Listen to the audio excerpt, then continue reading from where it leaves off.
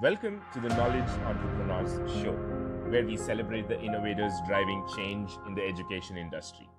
At Edison OS, we've worked with over 500 knowledge entrepreneurs to turn their edtech ideas into profitable businesses. Hi, Jeff. Good morning. Welcome to the Knowledge Entrepreneurs Show. Thank you so much for taking your time out for this. Oh, you're very welcome. I'm excited to be here.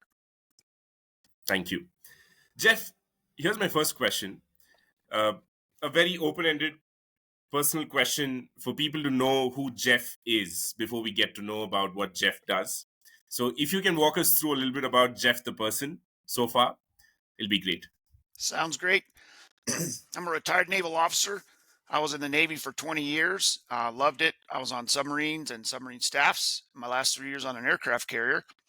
And after I retired from the Navy, did some other stuff. And about 9 years ago, started this tutoring business while I was still doing other things. Sorry. And then 5 years ago, took it full time.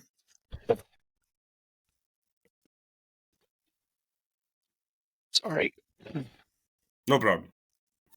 I know you can edit these. That'll be good. Sorry. So about 5 years ago, took it full time. I love doing it. I see different students every day, primarily test prep, math, science, physics, but I really found what I really love to do. And so that's why I've kept doing it now for almost 5 years full time. Got it, Jeff. So, Jeff, you said, you worked in the Navy, and then once you finished Navy, you were probably looking out for another thing to do, and then, you found something that you loved. Could you walk us through a little bit more about the transition? Are there any other things that you tried before settling down on the test prep domain, or was it straight into teaching? You always knew that you were going to teach. Yeah, when I retired from the Navy, the first thing I did was consulting, energy conservation consulting, and that was fun, but it was a lot of travel. Then I sold electronics. I sold electronics for Tyco Electronics and TE Connectivity, and I love doing that. Again, a lot of travel, but not quite as much. And then it was during that time that I started tutoring part-time, just now and again here. And then I found out that I really loved it. So when I had the opportunity to leave the last full-time job that I had and go and teach at the university here, the Salt Lake Community College, a local community college, I found out that I really loved that. And so then I did that as my kind of main thing, and then tutored, almost full-time at that point. And then when that job finished, then I just said, let's just do it all tutoring all day. So that's what I do now. Love it. Great. So when you said you settled down full-time into tutoring, you said before that you taught in the community college. Was your stint in community college helping you find students? Is there a link? Or what I'm trying to find out is, how did you first land your private student?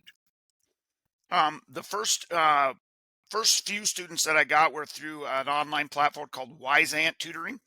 I tutored for them for quite a while.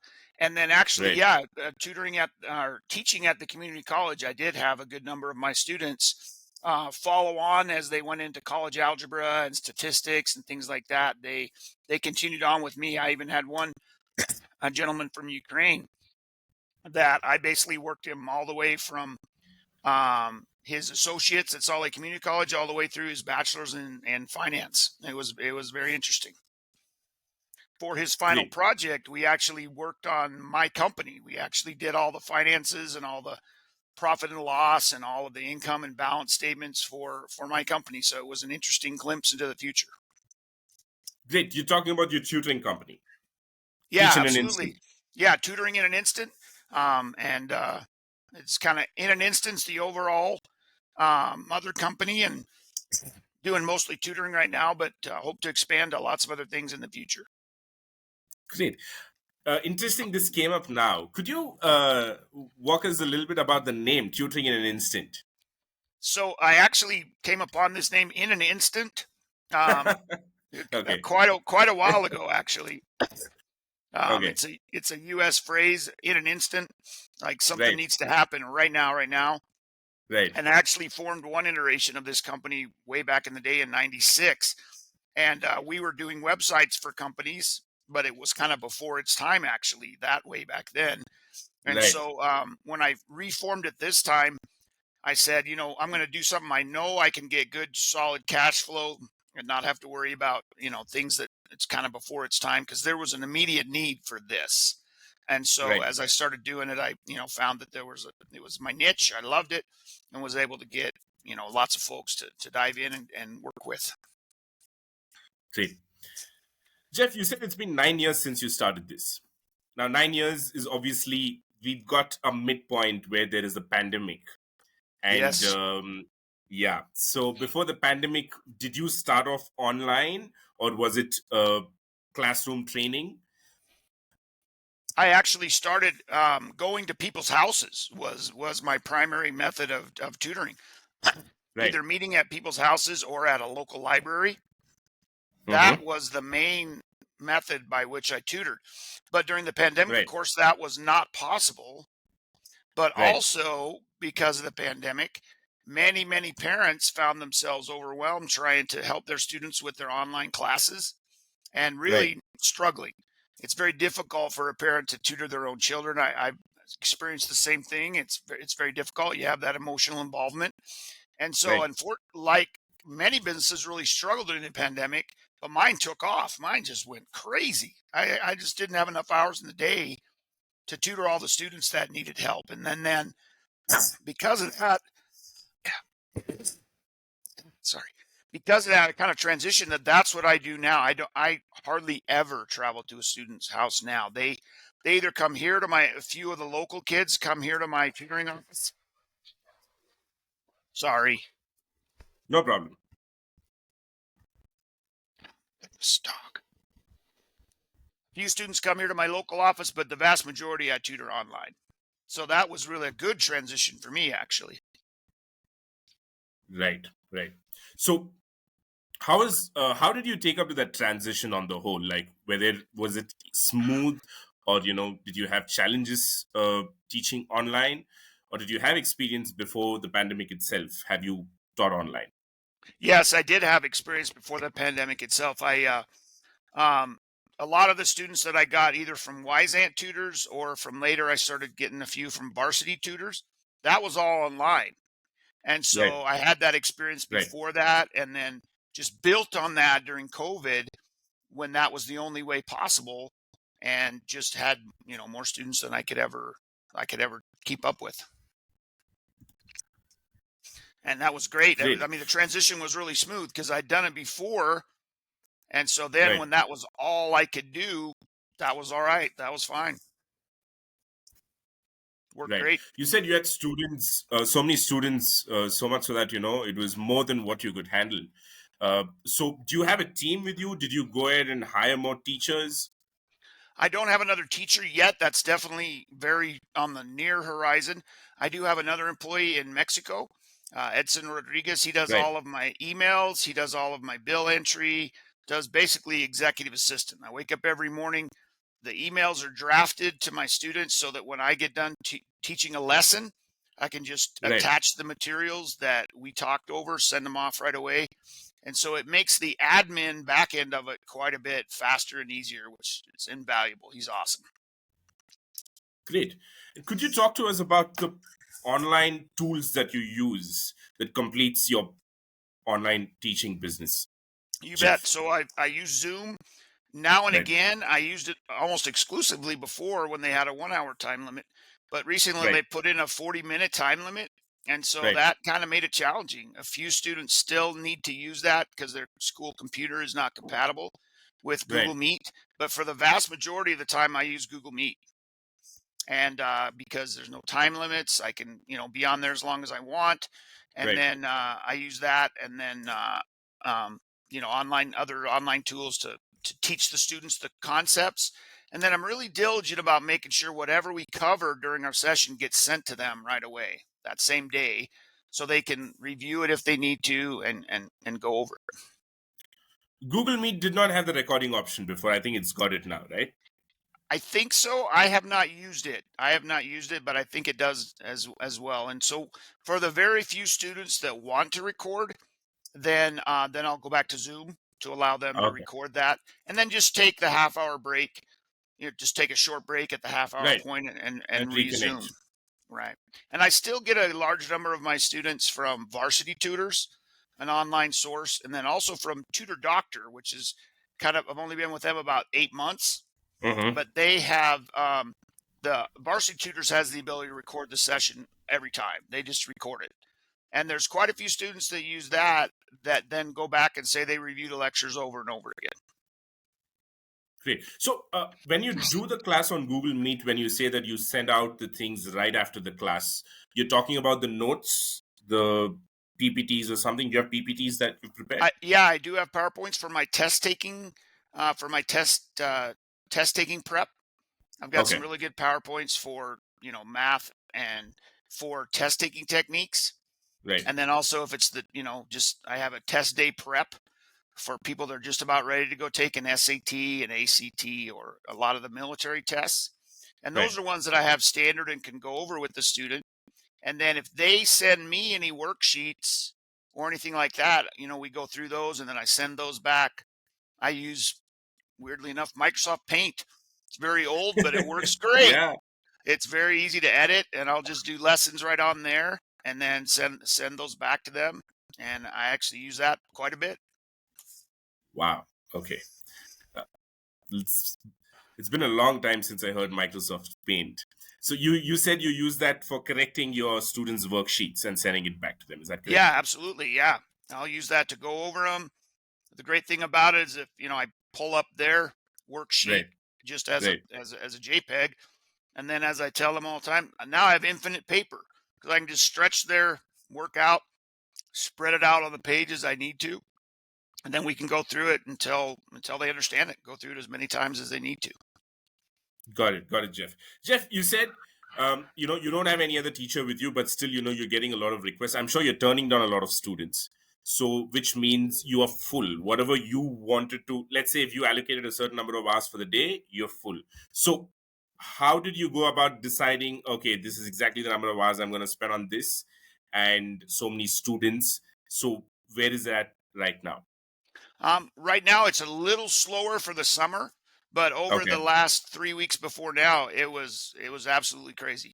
Varsity Tutors has more opportunities for tutors than they can ever fill, and when I go on there, I'm very selective of which students I pick, based on the fact that I get tons of other students still via word of mouth, via just local advertising. Just on, we have a thing called KSL classifieds. I get students from there, and so I'm able to be a little more selective. And if I want to take an evening off or an afternoon off, I'm able to do that. And I like that. I like being able to set my own schedule. got it. And you're talking about one-on-one only. You don't do group classes, do you? I have now and again. I had the opportunity through Varsity Tutors to teach a charter school in the Bronx. Actually, teach a small group of about four or five fifth graders via the online platform, and that was awesome. I love that, and then also I've taught a large group seminar organized by someone else, but or where I taught an ACT math Right. test taking techniques and then science, ACT science as well, to a large forum of students. And I love that. I'm energized by crowds. That was very enjoyable to me. Great. Jeff, you spoke about, you have the luxury of selecting, right? What is a criteria based on which you select, and where, you must have had some experiences before based on which you'd have decided, okay, you know what, this is not happening next. This is the kind of student I want. So what are those things? What are your preferences like? What are the bases on which you select? So I really like test preparation. I tutor for SAT, ACT, Right. GMAT, GRE, and you name the acronym military test because I am a retired naval officer Right. and I have my private pilot's license. There's a couple of Air Force and Army and Navy tests that involve that component of the flying. And so that gives me that experience to be able to tutor those. And so if I have an opportunity to grab one of those, really from whatever source, I do. I'm really preferential to the military folks. Anybody that's in the military now or going to try to be in the military, That's one of the things I really grab onto. I really try to select those. And then in general, I'm about fourth to fifth grade and above. I don't go lower than that just because online it's very difficult to keep them energized at that age. And so they have to come here, which is great, and I don't mind it. But that's kind of one of the big things I do. And then another thing is I look for students that really want to do the work. And so, I'll look at a student profile in any of the tutoring platforms that I get students from. And if it's one that, just says, oh, the mom's like, I can never get him to do anything, and it's really a struggle and stuff like that, then, sometimes I shy away from those because I'm not Yeah, going to be the one that's going to make them do anything. right.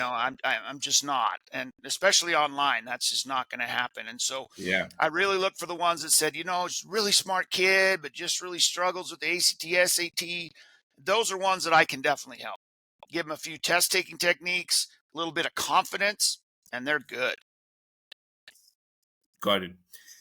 I was going to ask you this, but then, you brought it up yourself. Forget going below fourth standard, but then, fourth grade.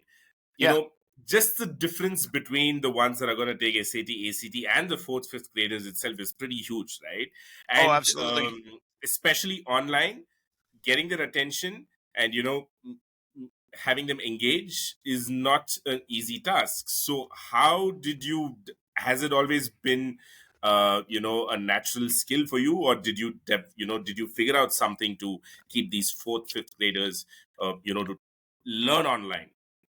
So my wife can always says she can always tell when I'm tutoring one of those age group because I'm just much more dynamic and just Right, very outspoken and gregarious. She can just absolutely tell, and just lots more. Oh, great job. You're doing so good. All right, let's do another problem like that. And she can right, always tell that I've switched into that mode of, you know, keep right, almost like an entertainer to keep their attention. right. And when I have them in person, I, everybody says you got to test them and see what level they're at. There's a lot of nice ways to do that. Here's my way. Uno math. We play, Okay. we do multiplication tables, addition, subtraction, you name it, with the Uno cards. And most students are very competitive and they want to beat me, of course. And so we'll throw down a couple cards, multiply them together. I'll make a mistake down then on purpose just to see if they're really doing their times tables well.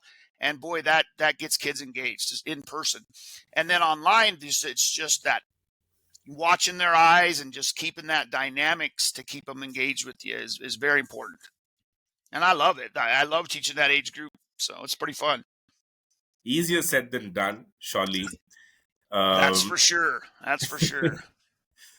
and you said those were Uno maths. Yeah. So I, Okay. I take the Uno cards and just we flip them over, and we can Okay. do addition, subtraction, multiplication, many different things, and just really keeping them excited about doing math, because I unfortunately get a lot of kids that's Hmm. more in the eighth, ninth grade that have kind of been beaten down by math. They just don't think they're good at it. They don't Right. like it. And so getting them engaged in a mode where, you can do this. You have the ability, let's go. You can beat me. I'm the teacher and you can beat me. So, then they really start to like it, or at least not hate it as much as they used to before. And so then that helps them because it's a valuable skill throughout their lives. So that really helps them to be engaged with it. Right.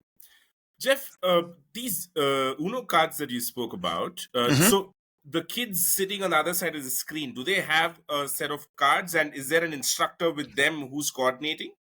So Or I it's just only, you and the kids? yeah, I only do that in person. Ah, I, right, I'd right. like I'd like to invent that game. I'll talk to Uno and invent that game real time, because that would be great.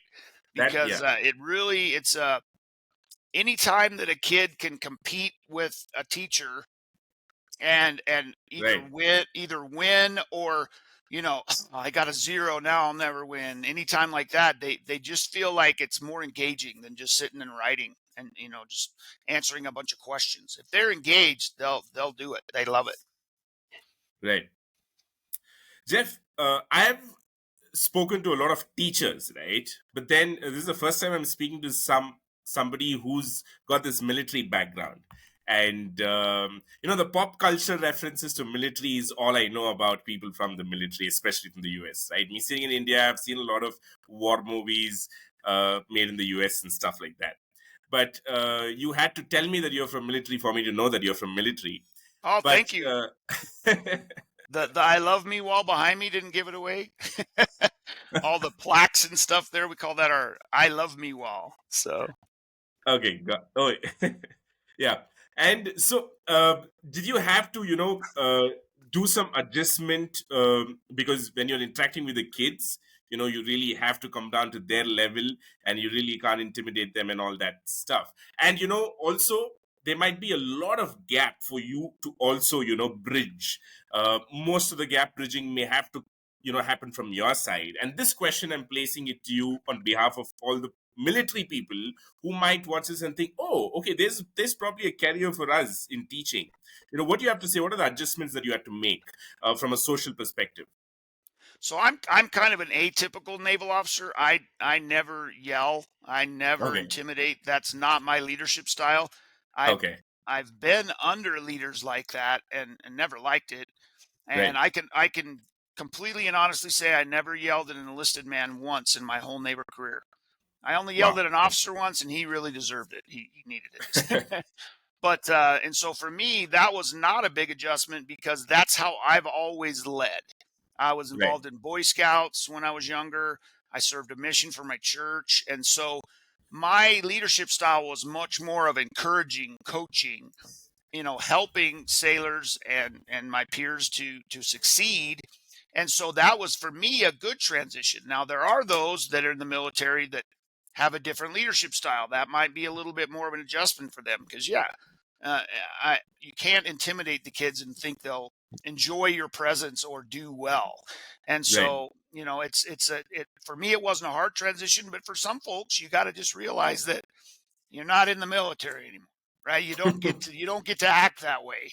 You get to be a coach, Right. a helper, but the military background is really good for most entrepreneurs because you've got that dedication to really stick to something and but do it smartly.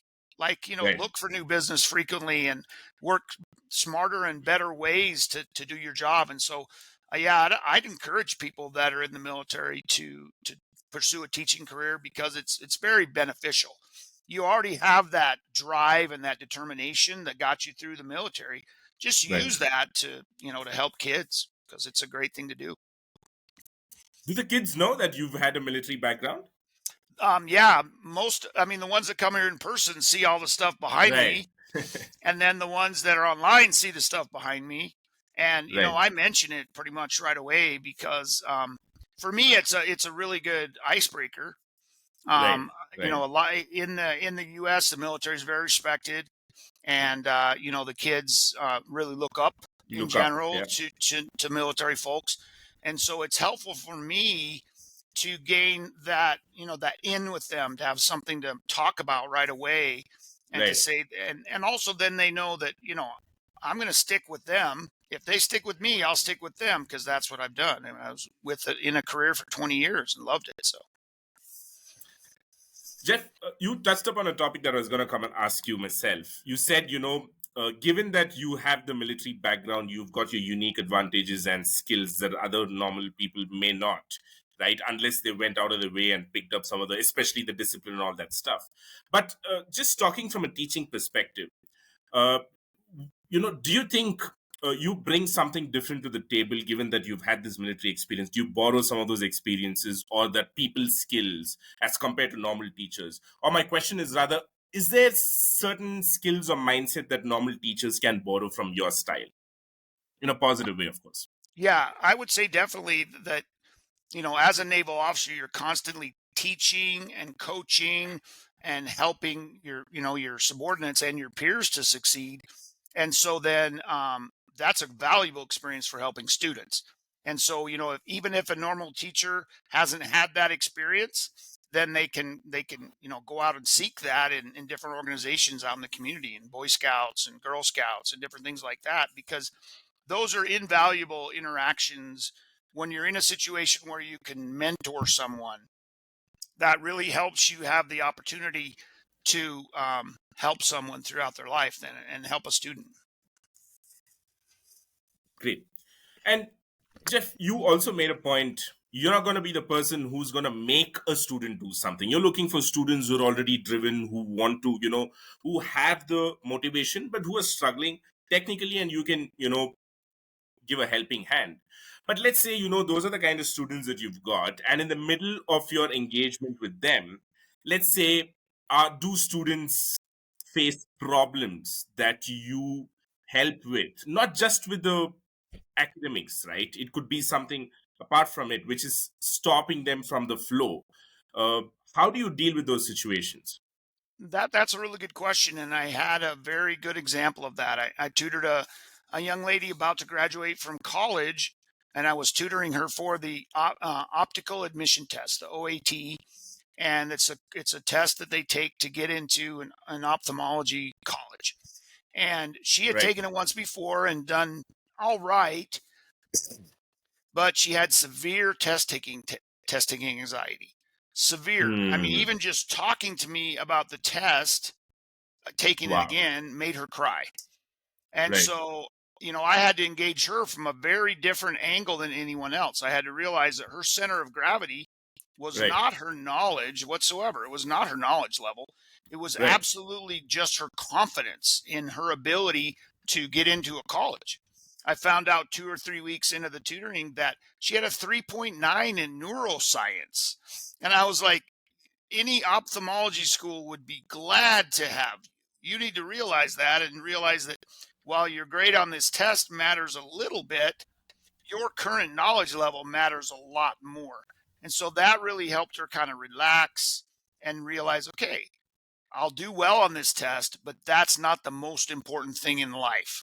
Because a lot of students get into that mentality that that Right. next math test, that SAT, that ACT, that is the end all be all. If they don't do well on this, their life is over. And so really helping them understand that that's not true. There's a lot more to life than this one next math test, than this next SAT you're going to take. Live life as well as you can, and other things will follow.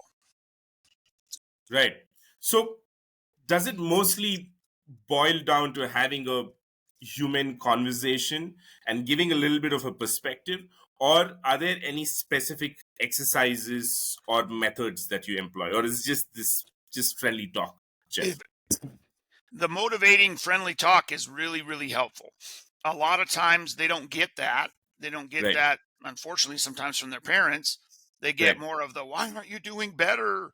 And if I can be the person that says, you're doing great, you're Right. doing better than anyone else has done on this test so far, Right. then that's really helpful for most students. They get that encouragement and that buoying up that they sometimes don't get from other sources. Got it.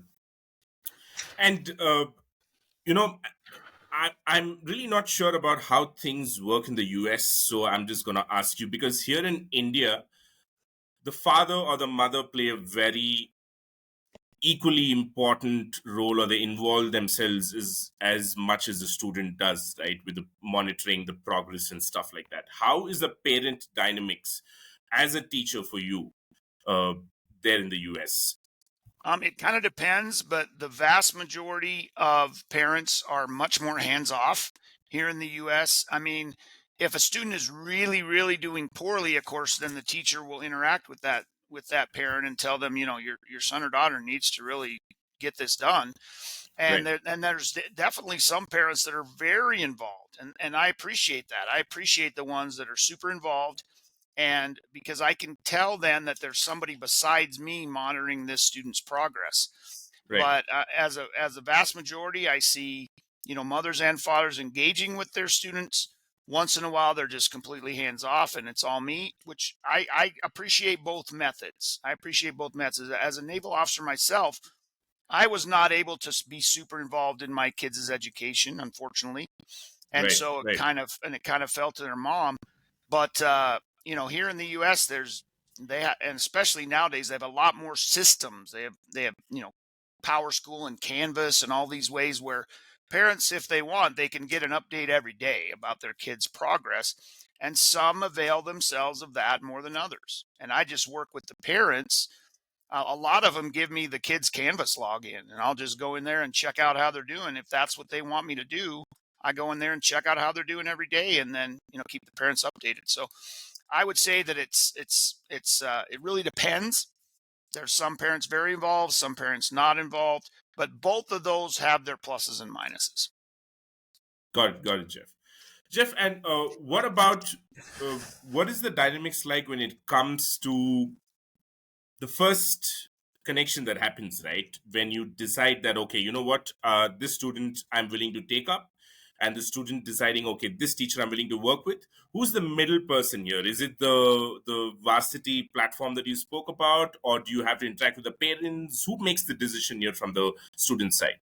So for a good number of my students, the varsity platform does that, and then Okay, for the rest, it's a lot either the parents contacting me, right, or for the older, like juniors and seniors here that are going to take an SAT. A lot of time it's them themselves contacting me, and I've had quite a few of those in the last little while. Word of mouth referrals, and I love those. And so often it's the teenagers themselves just reaching out to me via text, and I just engage with them, and get their parents' email as well, so I can keep them up to date. But a lot of times they're very very good and assertive folks here that engage themselves right away, and I can help them out. got it, Jeff. Jeff, in the 9 years since you've started, the tutoring thing, has there been a point where you probably felt students drying up? Has there been a situation like that ever? And if there was, what did you do about it? I would never say drying up. They've definitely slowed at times, like especially over the Christmas holidays. Of course, you can't compete with Santa. And so Right. during that time frame, what I do is I look for there's plenty of online platforms where you can students have sent in problems, and you can work out the solutions, and Right. then the students can come back later and look at that solution. And so I've invested in a couple of those where, okay, if I don't have a minute to teach students, then I can do those online solutions for different platforms as well. Okay. So this is what, just from a point of view of visibility, so that students can discover you. Yeah. Is that the intention behind that?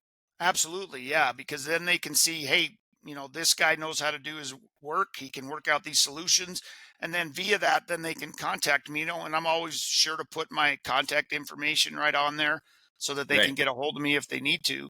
And I've gotten a few students that way. It's definitely a way to get some business as well. Got it. But you haven't really ventured out on your own apart from these platforms. I mean, you have your website, yes, but have you gone in depth, working on the SEO and then, ranking on the search results and stuff like that? Have you worked on those? Just recently, I actually started. So I have a guy in my Okay, church group that does that for a living. I mean, that's what his company does. It's a marketing company, and right, they're in the process of revamping my website. We're going to do SEO. We're going to do all that because I'm wanting to do as much as possible. Word of mouth, local, um, where I'm not having to go to the online platforms to get folks. And so that's happening this week. In fact, when next time you go to Tutoring in an Instant, maybe not this week, but maybe next week, you'll see a whole different experience. So right. Got it. Jeff, this you can choose to answer or not this question. I'm just asking you so that my further questions will probably depend on this answer. So, when you started off tutoring business, how much was it uh, uh, to have you engaged in something, and how much was it for you to make a living? when I first started, it was absolutely just for fun. I mean, Right. when I first started, I was still selling electronics for TE connectivity. So that was just Okay. something I did on the evenings and weekends. Hmm. And then that continued to be the case through the next, two or three um, jobs that I had. It was just an evening and weekend thing. So it was Right. definitely not to make a living at all. Right. And then after that, it became I'm very fortunate to have a wonderful wife who works hard. She's a an editor at a private school, and so she works hard and allows me to do this and that I love, but also to contribute sufficiently to our household finances. And I do get my military retirement as well, so that's nice. But it was never really, this is the only thing I can do to make a living. That Right, was right. fortunate. That was very fortunate. But you know, I love it and it's fun to do. And so I'm looking for even more and more ways to monetize it every day. Exactly why I asked you, because the most important outcome of this podcast we'd like is for the discussion to revolve around expanding the business, monetizing more, of course, still doing the core thing in the most noble way possible, right? Because at the end of the day, education can only be made so much business. You cannot go all out and make it that kind of a cutthroat business sort of a thing. There's a fine Right. balance between keeping community in the mind, but at the same time making a little bit of money for the people who are doing that as well. That's the Absolutely. reason. Yeah, that's the reason I touched upon that topic. Now that I know, it's great because you also started off. You established that you've got a lot of plans to expand. When I asked you if you've had other teachers in your team, but before that, Jeff, one other thing that I want to touch upon is you said you're fortunate. So you said this is not the only thing that you could have done to make a living. You had a lot of things that you could choose from. But then if you still had to choose, you choose this, is what I understand, Yeah, right? absolutely. Yeah. Yeah. I mean, I sold electronics. I've, done consulting, and I've Right. done a lot of other things that they were good living. They were very profitable, very good living, very high paying, but not enjoyable at times. And so this, I enjoy it. And, but yet I can still, make a decent enough living to get by. So it's exactly what I love to do. Got it, Jeff. Great. I just want to ask you one more question in this regard, right? You said you've done a lot of other things which are equally or more profitable than this, but then this is enjoyable for you. But it must also give you a sense of a deeper satisfaction compared to other things. You must probably have a feeling that you're contributing a little bit more to the people around you uh, in a better way than that, right? But what are the other general satisfactions that you get just for people who are watching, probably who could teach and who've got other choices? What are the reasons that you'd give to them that probably this is something a better option than the other things that people would do? The main reason is those light bulb moments when you're teaching a student and all of a sudden they go, "Oh, I get it. I understand this." Those are the things I live for, and for the results. I mean, I have a results oriented approach. If I want my students to do well, I tell every single one of them in the first session that I have a results oriented approach. This is what I do. If I don't continue to do it well, I don't continue to be employed. And so I really want students to do well. One of the best emails I ever got was from a guy that took the Air Force officer qualifying test. He was enlisted already, a jet mechanic kind of a guy. And he got a 95 on the AFOQT, which is, it's about as good as you can get, honestly. You don't get much higher than that. And he said, Right. I got a 95, I'm getting fighter jets. And that makes my day. That's absolutely amazing. That's the kind of thing that I live for and that teachers can live for, is when they have a student that gets it, that suddenly has that light bulb moment and really gets it. That's huge. That's worth 10 other students that are still struggling, because you'll have that one that gets, I get it now. Because of you, I get it now. Yeah, yeah, And yeah. so You that feel that like, makes it, yeah, yeah, that works. That helps. as a as opposed to selling something which can be done pretty much by anybody, this you feel like, okay, this is something unique that you've done. May not be anybody who could have done this. Got Correct. it. Yeah, that's what I live for. Getting those few moments. Great. Jeff, you said yours is mostly a result oriented thing, and I know how important it is for teachers to have students who show them results, because people judge you based on your past work with students. And I'm sure a lot of teachers pick the right students, keeping in mind they want the students also to get those kind of results. Has there been a situation when you started off on a very great note, but along the way you saw that student drifting off, and you're doing your thing, but then the student is drifting off for whatever reason?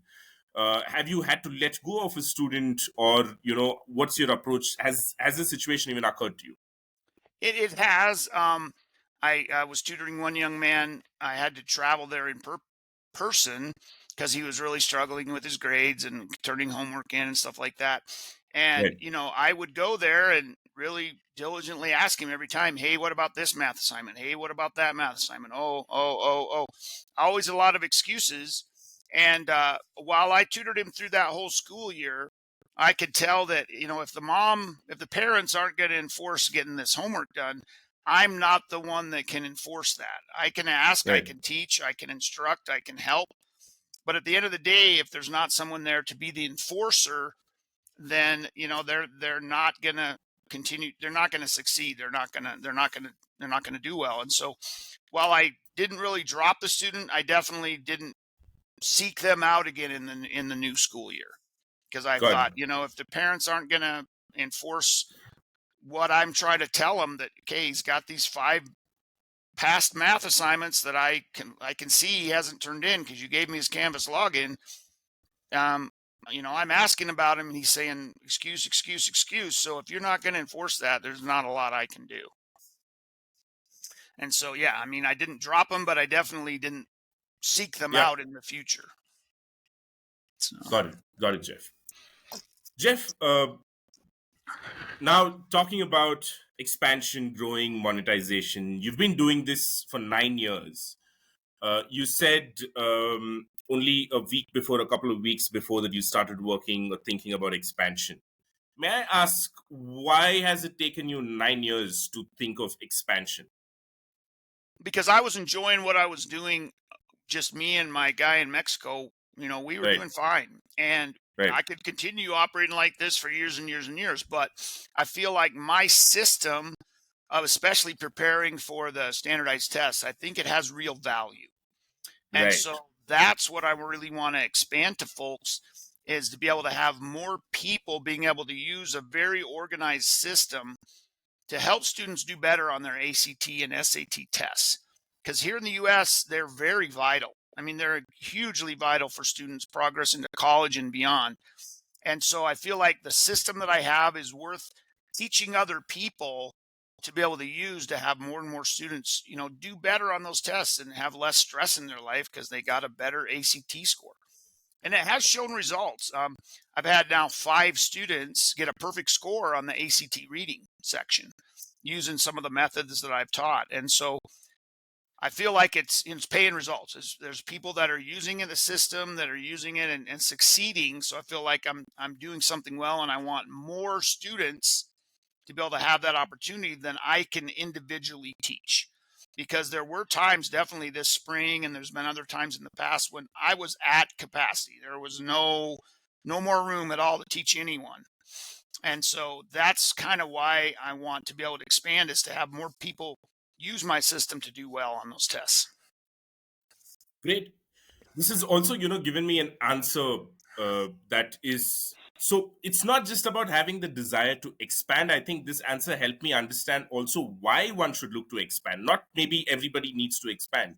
You said rightly, you have a system that probably can be replicated and scaled up, and that's a good enough reason, Yeah. valid reason for you to expand, because it's not shooting in the dark, hiring just teachers, and then just because you have more students connected to you, you're not just connecting students and teachers, but then you're going to filter this down to the other teachers, saying that, you know what, this is the system that you're going to follow, so you're going to be teaching my system. So I think probably that's a reason enough for you to expand, and maybe that'll give you the confidence that your quality is not going to water down or something, right? Right. Yeah, that's definitely always a concern. You want someone to, if they're going to use the tutoring in an instant or the in an instant method, then that students are going to succeed using that. Last thing I want is, a student or a parent coming to me and saying, I used one of your teachers and my kid failed miserably. I don't want that. I want Right. them to be able to succeed. I want them to, I want both the teachers that work with me and the students that, benefit from that. They all do well. They all do well. Got it. And Jeff, how do you envision this? Do you see yourself phasing out of teaching and taking up administration and operations, or do you see that no, you're going to continue teaching, but that's going to expand? Both, definitely. I still always want to teach students. Right. That's what I love. But definitely, as I get more and more teachers on board to help in this system, then yeah, that'll be more of I'll have to do as much hiring and interviewing and teaching the teachers as I will teaching students. But I feel like if you can't do, in the United States, they have this really weird saying, if you can't do, teach. And I say exactly the opposite of that. If you Right. can do, teach. Teach. If Yeah.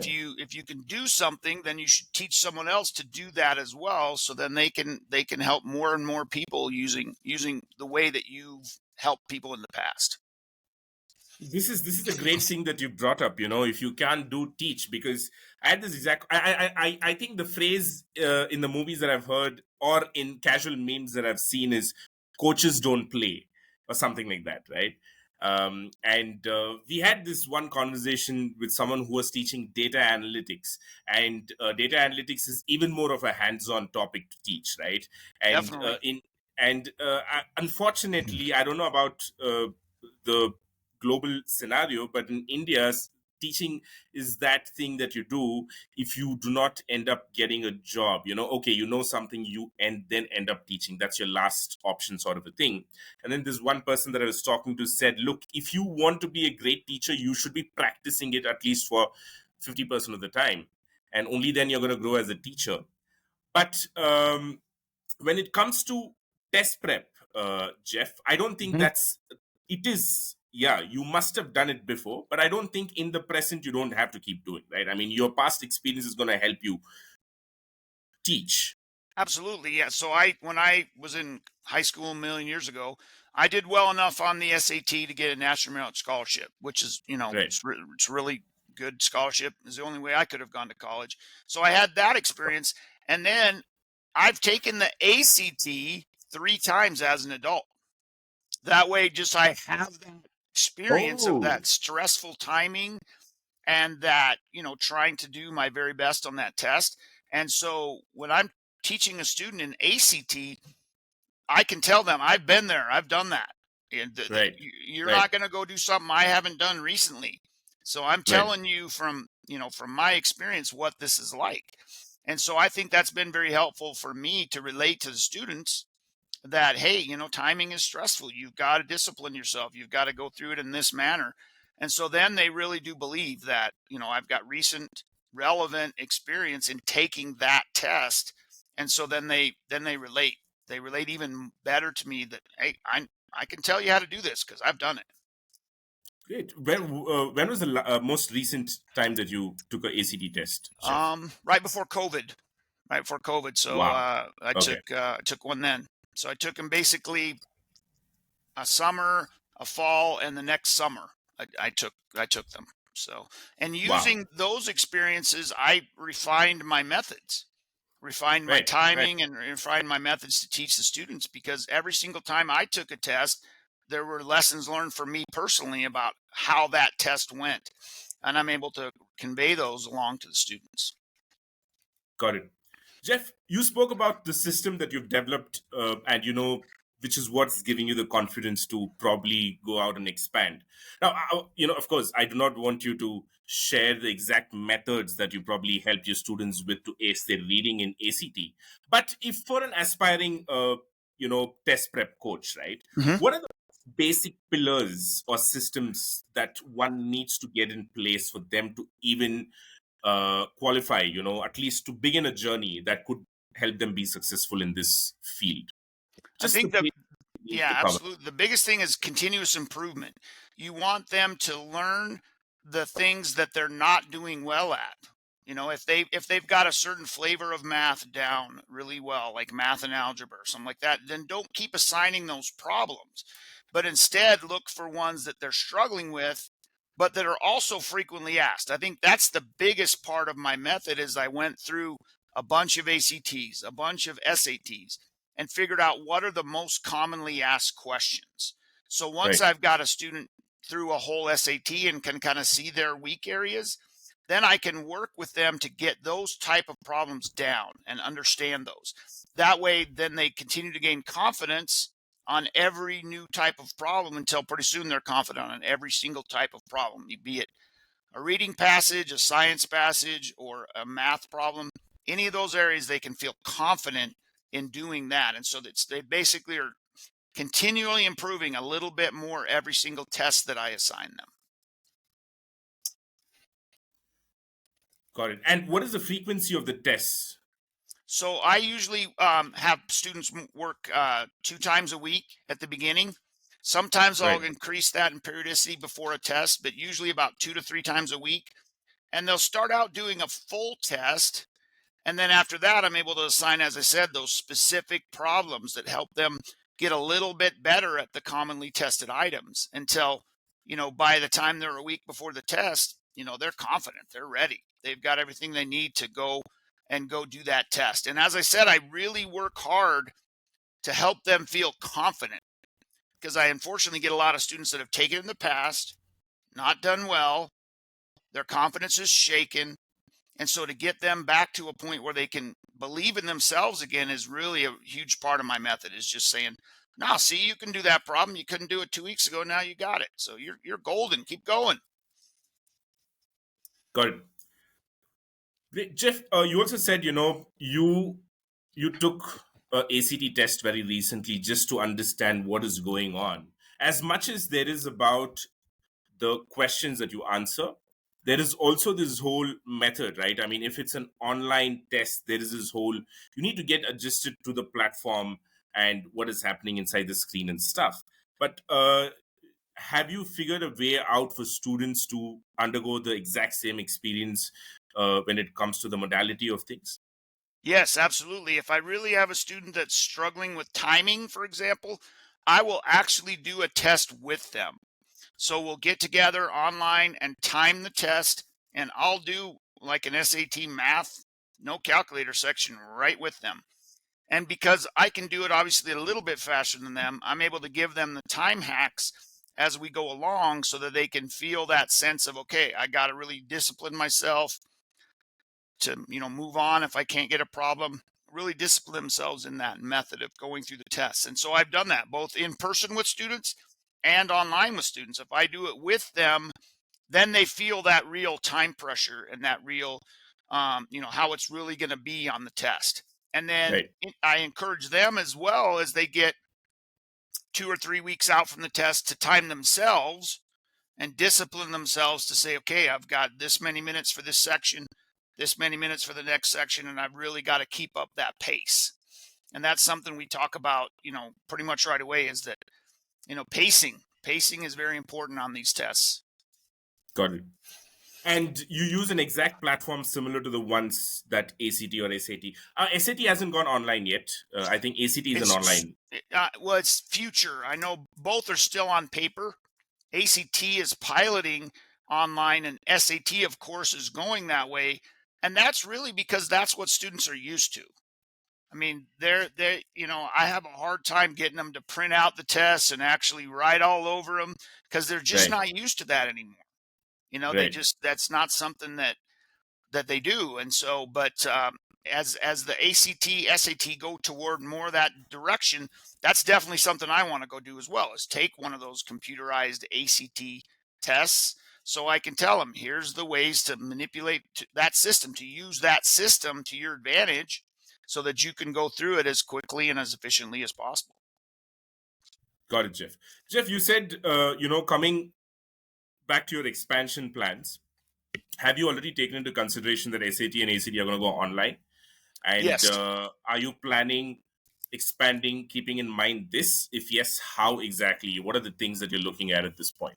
So I definitely want to, as I said, ACT, go and take one of those computerized tests so I can see exactly how the system works. If I tutor other tests that are online, like that OAT test that I tutor for the optometry, that's on a computer. And Right. so I've definitely went through practice exams that you can get where it's that actual platform and you have to use exactly what they give you to go through that test. And so I've done that plenty of times to get that feel for how the next problem is presented and things like that. And I plan to do the same thing with ACT and SAT if they'll let me. They haven't quite yet, but we'll see if they let me at some point. Okay. One is you getting to experience how the platform is going to be like. One more is when you have your students, you helping them also to get a feel. Now, say for example, you said you give tests twice a week. That's the kind of Mhm. frequency, right? Yeah. Now, when the test goes online, even those tests that you give twice a week, you'll be looking to give those tests in the exact same way that the ACT would actually do it. Is that right? Yeah, absolutely. Because that's what I do now. There's still most of them are still paper based. So I really encourage even my online students to print out the test and mark it up exactly like they would as if they were taking the test. And then when it goes online, I'll encourage them to do that, to go online and do it exactly like they would if they were taking the test. That way they're using what the real platform is as they're taking their test. That's what I want them to have the experience with. Are there online solutions that you've identified who help you with who help you with simulating the online experience? Not Khan Academy has a real good SAT, has a real good Oh, SAT platform, and I've encouraged students to go there and use that to either right. get that experience or to check some of their answers as they go along.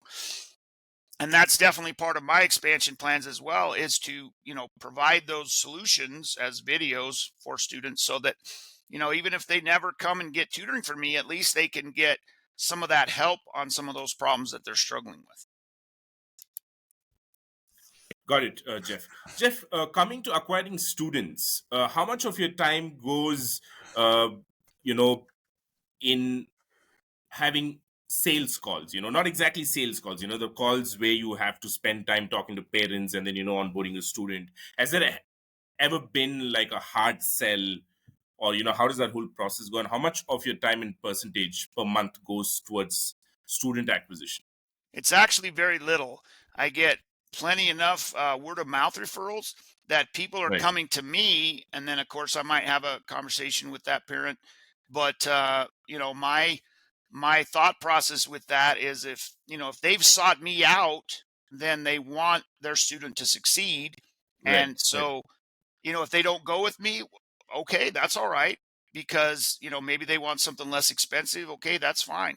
But I can just convey to them that that I've done this for a long time. It's what I do full time, because there's not a big huge number of people in the US that do this full time. Most of them great kids, college kids, teachers, things like that do it part time, which is great. But I do it full time. So I let parents know that, this is what I do every day. So, if you want to go with me, you're going to succeed. Your kids are going to succeed. You're going to do well because this is what I do. And so I think that's helpful in getting me to, get parents, or, to get parents and new students on board. But I do still get enough word of mouth that I don't really have to spend a lot of time, out there searching for students, just because I put a few ads out or I post some flyers and they are here. They come. Got it, Jeff. Can you talk to us a little bit about your fee structures? Is it hourly, or do you package number of hours? Generally, I do hourly. I'll Okay. charge a certain fee for students for different tests depending on how advanced the subject is. Different fees, and a little bit different for in person than online. Because when I have Okay. students online, I can stack them up one right after the other. But if a person's here in person, it's a little bit more difficult to finish up and get them out the door in time. And so I charge a little bit more for in person, which it seems unusual, but that's what I do just because of that. When I can have them back to back to back, I can get more in a day. Right. Got it. And now, talking about expansion, what is your immediate next step? You said you're working on your website, Mhm. but do you already have enough inbound inquiries for you to be able to hire teachers, or do you have to go advertise and go the outbound route? So and for the summer, I'm going to have to, collect up some more students before I can go out to get another teacher at this point. But Right. when the fall comes again, I know I'll be back to where I was completely overwhelmed and not enough time in the day. And so I know that this summer I'll be looking for some folks that can take on board my system, use it, understand it, and do well in teaching students with it. And so then when the fall comes and we have a whole new flock of people looking to prepare for SATs, ACTs, then I'll have some relief valves, some people to go off to and say, I've got this great person. I'm going to introduce you to them. They're going to help you. They're going to use my system. It's just as if I was there. If they need any help, they'll come to me. And so then with that, then I'll be able to have that, capacity offload that I'll need when I have too many students again, like I often have. Got it, Jeff. And Jeff, is this already a trend? Is it a normal practice in the US for the military people to start teaching, or is it still not a thing that you I think I there's a lot wouldn't of scope for you? I wouldn't say it is, and I would say especially not actually teaching in high school, just because it's very difficult, unfortunately, in the United States to become a teacher. The Okay, loopholes you have to jump through to teach in the high school or junior high environment are very, very difficult. It's actually quite a bit easier to teach college than it is to teach high school. And so a lot of the military, they've already went through however many years of red tape. They don't want to dig into more red tape. And so they sometimes shy away from that when if they would, just jump on board and do it, then they would find they would enjoy it. And so that's the challenge that unfortunately a lot of military people go through. And plus it's just not as well paid, unfortunately, as the private sector in the US. And until we solve that, that's just something we have to solve because a teacher, a lot of the consultants that I work with in the energy conservation consulting business, they were great folks. They would be great right, teachers, right. but they would get paid half of what they were making as a consultant. And so if they're the only breadwinner in their family, that's very difficult for them to make that transition.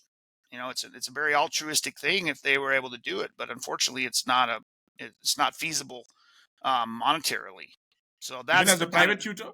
yeah, unfortunately, yeah, just because Oh, you can make more definitely as a private tutor, but it's difficult for some folks to make that transition to say, okay, I'm gonna do this full time. I'm gonna engage and get as many students as I can. But for some military folks, it's not as easy as just jumping in and doing it. okay. But if they do, it would not be a bad thing monetarily. Oh, absolutely. No, it just does fine. No, I do plenty fine. I love it. And then and you know the biggest thing is satisfaction. I mean, a lot of people unfortunately are working in jobs that they don't like, that they just go to every day. Whereas I, Right. I wake up every morning excited. I get to teach new students some cool stuff, and so having that is a great thing. That's a good thing to do. If you love what you're doing, the saying in the United States is, if you love what you're doing, you'll never work a day in your life. And so that's kind of how Yeah. I feel about tutoring. Is it's a great and fun experience. Awesome. Jeff, has it ever occurred to you that you could help military people who you think they just don't have that thing to transition and get themselves set up like the way you've done for yourself? Have you ever thought you could help other military people get to a position or help them with a system where they could do something like what you're doing? Oh, absolutely. I mean, that would be definitely some of the people that I would look to expand to is military folks that want to do this, either part-time or full-time, that, if they can use my system or any other thing to get students and to teach them, that they'll do fine. They have the discipline already to do that.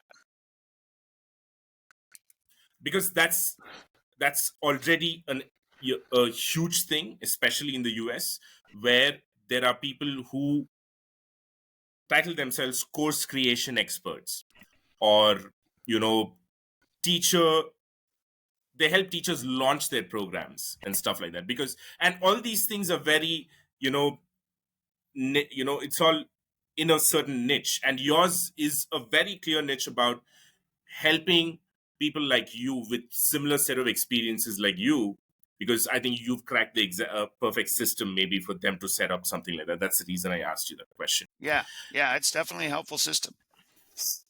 Great. And the final topic that I want to touch upon is coming to the you're teaching using online tools, Hmm. and what are the gaps that you see? How are the ways that you see you can improve your online infrastructure going forward? The big thing is, as you mentioned, ability to record the lecture.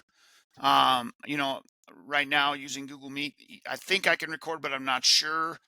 Um, and if I want to use Zoom to record, I have to take a break every little bit. And so having that ability to record quality lectures myself would also be very, very helpful, because then I can, like, I want to record little mini videos for ACT and SAT solutions. And Right. so having a good high quality platform to do that is kind of a gap right now. It really is. There's probably something out there, but I don't know of it. So So it hasn't been that much of a pain for you to go out and look for it as of yet. Is that am I no, correct? it hasn't risen to the level where I've had to go and look for it yet, because the people that I tutor now are real time. A few of them need the recording, but not very many. And so it hasn't risen to a level where I've been very concerned about it quite yet. Got it, Jeff. Jeff, when you spoke about expansion, of course, the test prep, you're doing it one-on-one live interactive sessions. And when you expand, you're having more teachers to take on more students. Do you think it is feasible for you to scale this up with recorded courses? Will it, can you do some hybrid model where you probably spend 50% of the time that you spend with students and then supplement it with recorded courses? Have you ever thought about that? Oh, I absolutely have. Yeah. I think like my test day prep and my, ACT test taking techniques, SAT test taking techniques, and math PowerPoints are very recordable, very something that a student could, look at ahead of time. And then, we meet later to see if they have any questions about that. My reading method is also something that they could watch and learn, and, see how effective it is right out of the gate. And so then use it right away. Instead of having to wait for an appointment with me, they could take some tests right away using that method, and then meet with me later to help them fine tune it and get the best ways to do it knocked out. Got it, Jeff. Have there already been any inquiries from students asking for this model? Hey, can you just record some stuff and give, so that, I can just do this? Has there been any request demand like that? On the military side, yes, a company that helps pilots get National Guard and Right. Air National Guard slots has approached me about doing that for the military tests. So Wow. that's Okay. definitely. I think the one guy in the company went off to do training for the airlines, but then is now in this time frame about going to come back, and that's what we're going to start working on, is recording some of those lectures, some of those test taking techniques, and some of those methods for the military tests, so that they can have that and market that to their folks that are preparing for those military tests. Got it. I'm sure you're gonna go and take that project up. Oh, absolutely, yeah, yeah. That's on my list to contact him today, because I know that there's about the time frame they gave me when he would Right. be back from that training and going forward on that. Got it, Jeff. Jeff, just a couple of more questions before we can wrap this up. One is, as of now, whatever online tools you're using, you're not paying for any of those. No, no, not right now. So I'm Great. I'm just started yesterday with Calendly. I'm gonna Calendly, right? Yeah, gonna get that fired up, and because I do spend a lot of my time every week scheduling, moving Right. folks around. Like, oh, Yeah, I yeah, yeah. can't meet this time. Can you meet now? Can you meet then? And I want to be able to free myself from that interaction. Just share your link and then let them choose whatever time's available on your link. Get in Right. and then I and you can't count the get number sick. of times that I've snipped my schedule and sent it to someone. Hugely inefficient. Oh, got Hugely it. inefficient, right? And Yeah, so I yeah, want them to be able to go, "Oh, I see a spot there that's open, I'll grab that." And so got it. that's definitely the guy that I'm working with also, that's one of his suggestions as well, is to have that available to my students. So I signed up yesterday and I'm working and getting that refined today. So it sends out reminders and everything like that so that I get less, people that, oh, sorry, I can't tutor today, because that's difficult. I mean, a no show for me is no money, but Right, right. Yeah, I rarely, in fact, very rarely charge no show fees. I say I always have something to do, which is true. There's always some other project that I can work on, but right. I want to discourage that practice, that students realize that, Yeah, yeah, the time with me is, that's their time, and if they miss it, then it's going to be difficult to get another time. And a lot of them have experienced that. If they miss an right. appointment, like during the spring, they missed an appointment. It was like, well, sorry, can I get another appointment today, tomorrow, or the next day? No, I'm sorry, I have nothing. And Yeah, so, that's how it should be. yeah. And so hopefully, I'm really working to get that so that I have to do less of that and they do more of that. Got it. And do you work all 7 days a week? I don't work on Sundays, for Okay. religious reasons, and then also it's a brain break. I get to Yeah. stress down, and but other than that, I do work Monday through Friday. I generally take Friday evenings off. That's a date night with Right. my wife, and then but other than that, Lovely. I work pretty much every day. Sometimes from 7 a.m. till 9 p.m. But I when was you going to look, ask you how many hours typically. Wow, that's 14 hours a day. yeah, it can be that, definitely during like college finals season. There's Wow. definitely Okay. times where there's just not enough hours in the day to fit in students. So I'll put them in at 7 o'clock my time or late night my time. And because I work with students in all time zones here in the US, for an Eastern time zone person, that's getting pretty late. If it's, late my time, it's really late their time. Yeah. Whereas if it's, early their time, it's even earlier for me. And so sometimes that's how I can fit students in. And that's what I work to do. If I have to, just the other day, I fit a lady in at 6 a.m. because that's really the only time that she could do it, because she was working full time getting her MBA. And so, I fit her in when I could fit her in, because I really work hard to help my students succeed. Awesome. And one final topic that I want to touch upon, from a point of view of two stakeholders involved here. One is the trainers themselves, like yourself, and your EA, right? Yeah. Now, for the people that are listening in, teachers as well as people looking for opportunities, maybe like to assist teachers like you, who'd probably need help. What do you have to say to the teachers? How do they go about looking for them? At what point did you think that you needed somebody, and what are the tasks that you outsource? That's one part of the question. I'm so sorry, I'm Oh, no worries. putting two questions. The second question is for people who are looking for opportunities like the one that you've offered your assistant. How can they approach people like you, and how can they uh, show to the other person, okay, these are the things that I can probably help you with, and what's the kind of money that they can expect, Jeff? So my guy in Mexico, I met him while I was down there doing some consulting. He was our Right, driver. He was a very excellent guy. And right, what I approached the money with was a middle class living. I want right, him to have a comfortable middle class living, and so right, that's how much I pay him. right, And I would say that for the people that are looking for that, I would just approach teachers or right, tutors or whatever and say, here's what I can offer, and then right, also I can send them my guy's information to have him train them. Here's what I do for Jeff. Here's how it right. benefits him, because it really is a huge benefit.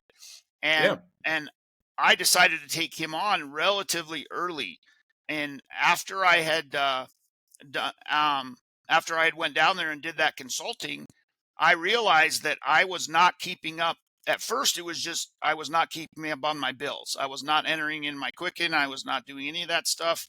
I would fall months behind, and I realized I want to spend time teaching, not doing right, that. And Right. so Right. that was the first thing that I outsourced to him.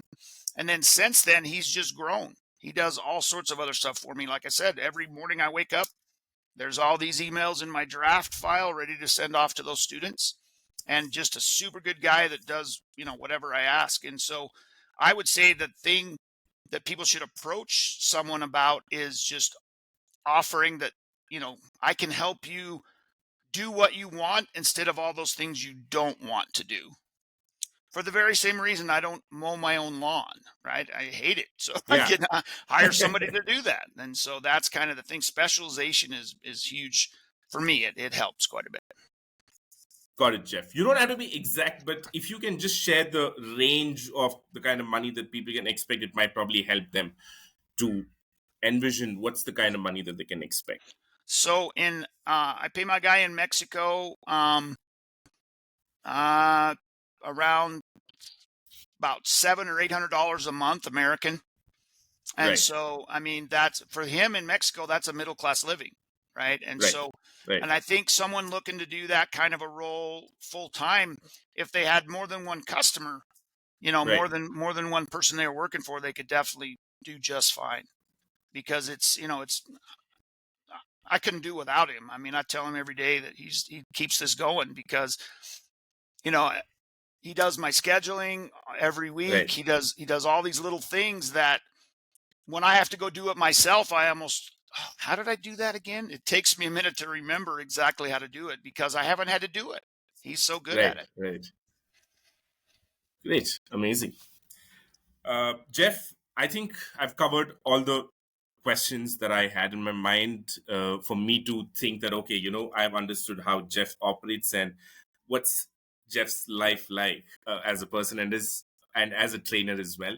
I believe that, the information that you've shared is going to help people listening to this take their first step, at least have a direction to go towards from Right? listening to you. So thank you so much for Oh, taking time absolutely. out and sharing all these things. I look forward to anyone contacting me at any time to have me help them out how to get started in this business, how to prosper, because I love doing it. And I think the more people that love it and do it, the better off students worldwide will be. I think it's just a very noble profession to do. That is great. That is so generous of you. I'm going to maybe put up your contact details for people who'd be interested. And before we end, Jeff, any feedback about this podcast? What's your general feeling like? Was it worth your while? Oh, I very greatly appreciate it. I love talking, as you can tell, and I just hopefully that'll help someone out there to to take the leap and to do something that they love to do and that can help people, because it's a great thing to do. Got it, Jeff. Before